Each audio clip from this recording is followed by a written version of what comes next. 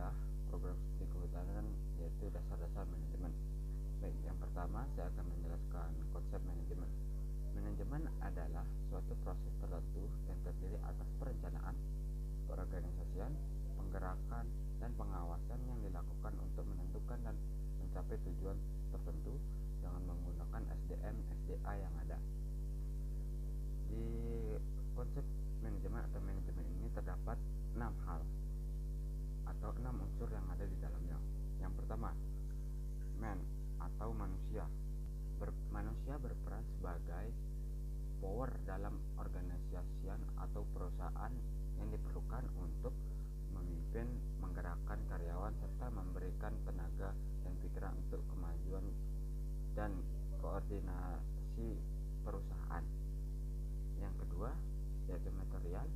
Material digunakan sebagai proses produksi dalam suatu pengawasan perusahaan atau organisasi, dapat terdiri dari bahan baku, bahan setengah jadi, atau barang jadi. Mesin. Mesin di sini adalah kebutuhan pokok dalam melancarkan jalannya perusahaan atau perorganisasian. Yang keempat, metode. Metode ialah pemilihan dan penggunaan metode yang tepat digunakan sebagai aturan atau cara-cara tertentu untuk bertujuan menghadiri terjadinya intensitas atau terobosan-terobosan baru yang kita gunakan dalam organisasi atau perusahaan. Yang terakhir adalah uang. Baik, mengapa kita memerlukan uang di setiap organisasi atau perusahaan? Dengan uang kita dapat memulai sesuatu dengan mudah.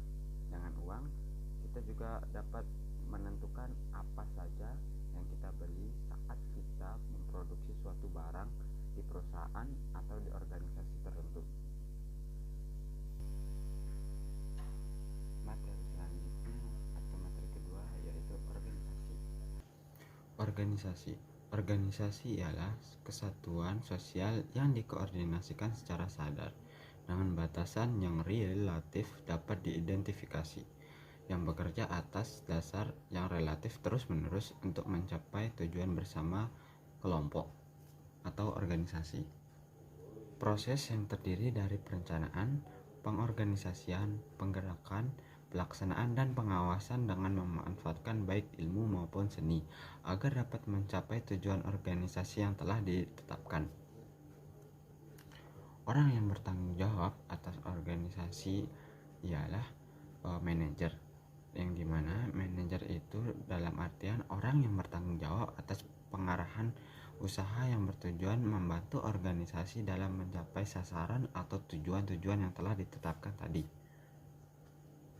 Materi selanjutnya ialah kepemimpinan. Kepemimpinan ialah penggunaan keterampilan seseorang dalam mempengaruhi orang lain untuk melaksanakan sesuatu dengan sebaik-baiknya sesuai dengan kemampuannya.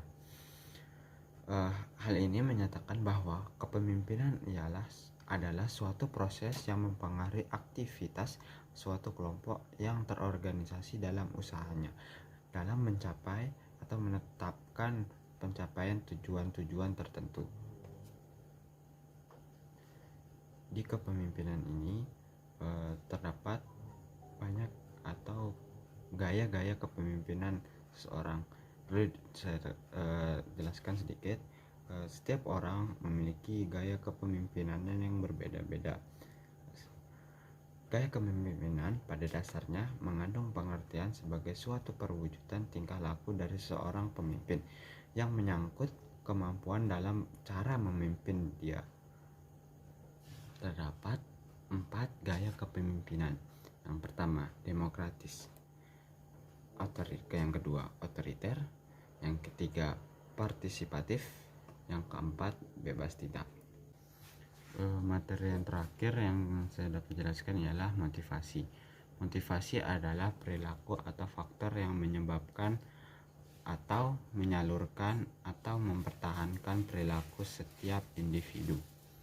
Terdapat tujuan-tujuan motivasi. Yang pertama, mendorong gairah dan semangat karyawan, meningkatkan moral dan kemampuan bekerja, meningkatkan produktivitas, mempertahankan stabilitas dan loyalitas, meningkatkan kedisiplinan karyawan atau bawahan, menciptakan suasana dan hubungan kerja yang baik, meningkatkan kreativitas dan partisipatif, meningkatkan kesejahteraan, meningkatkan efisien penggunaan alat dan bahan baku, mempertinggi rasa tanggung jawab.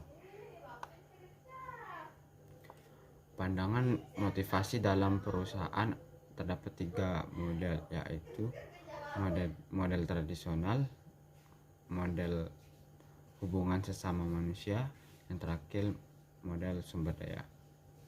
Ya baik, sekian yang dapat saya sampaikan atas 4 materi yang telah saya paparkan tadi. Kurang dan lebihnya mohon maaf. Wassalamualaikum warahmatullahi wabarakatuh.